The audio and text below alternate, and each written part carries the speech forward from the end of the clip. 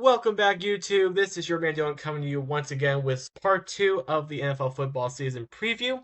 We're going to round out the AFC North in this video by talking about the two-time division champion, the Baltimore Ravens. I think the theme for this year for them is that they once again have sky-high expectations, but they have little to show for those expectations given the postseason success or lack thereof in the last three seasons.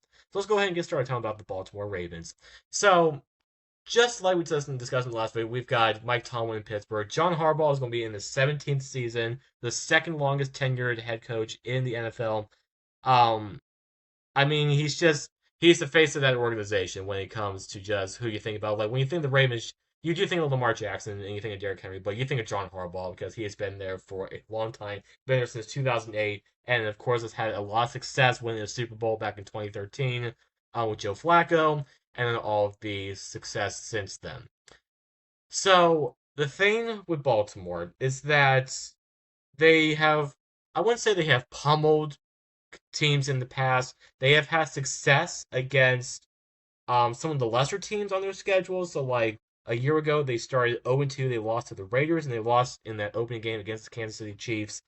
But like in the regular season, they beat Buffalo. They swept Cincinnati. Um, they lost to Philadelphia, which is okay, I guess. They destroyed Houston, but the end of the last season came down with a lot of controversy, I must say, for Baltimore because of that 2-point conversion draw by Mark Andrews in the end zone that could have set that game against Buffalo in the divisional round to overtime. But he dropped that pass, so he lost by 2 points. And this was a team a year ago that was projected to go to the Super Bowl and perhaps, beat Mahomes and then go to the Super Bowl. But the same parts and pieces are back once again for Baltimore. They have Lamar Jackson, the all-pro quarterback, which I still debate with whether he's a true quarterback or not because the way I don't think he's just a true quarterback in my personal opinion. I mean, he did have 41 touchdowns and 4,100 yards through the air last year, but just some lingering concerns with him. Derrick Henry, of course, the feature running back there, he signed a 2-year extension for $30 million, the highest extension for a running back all time, to stay in Baltimore through 2027. And then at the skill positions with the wide receivers, they still got Zay Flowers, they got Bateman, they got DeAndre Hopkins, who they just lured out of, I believe it was Arizona. And of course, Tylan Wallace is there as well as the fourth receiver. They've got Mark Andrews once again as the feeder tight end behind Isaiah Likely, who I believe will be getting more snaps this season, and of course Patrick Ricard, the second famous fullback in I think in the current NFL, I must say.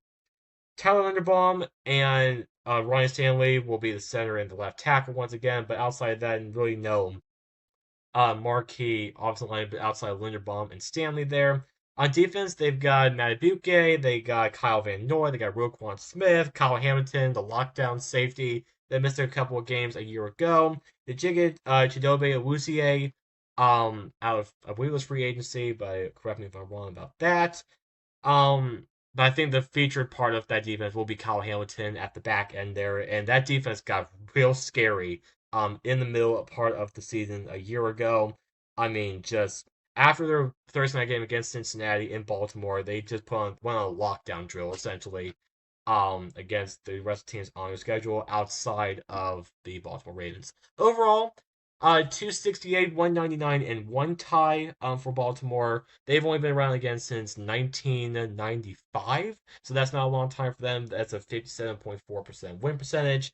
They have a pretty good record against both Ohio teams in the division, but against Pittsburgh, they are 27-36, which means they're essentially winning around like three games for every seven. So just think of it like that.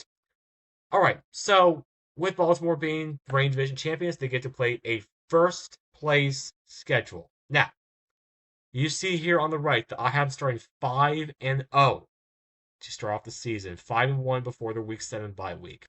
I have them winning in the revenge game against Buffalo. I think that's going to be a game where we'll be like, okay, Baltimore is back on the map. That will be Sunday Night Football in Buffalo. I have them beating the crap out of Cleveland. It's in Baltimore, it shouldn't be close. Detroit, I think it's going to be a fun game for them, but I think Detroit's going to have a little bit of a slip up during the regular season, but we'll get to Detroit much later.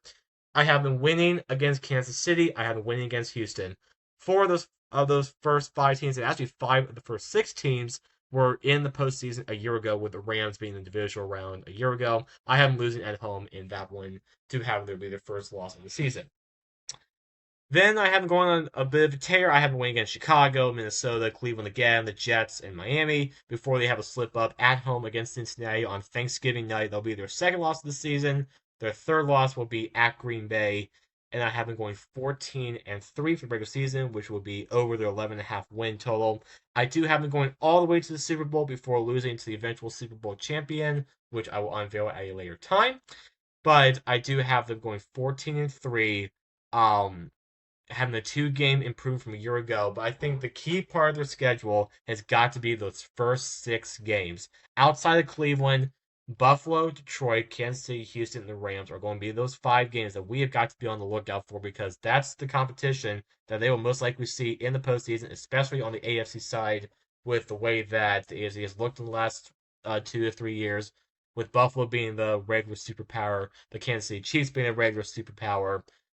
And then again, you never know what Cincinnati can bring to the table. You never know what Pittsburgh bring to the table.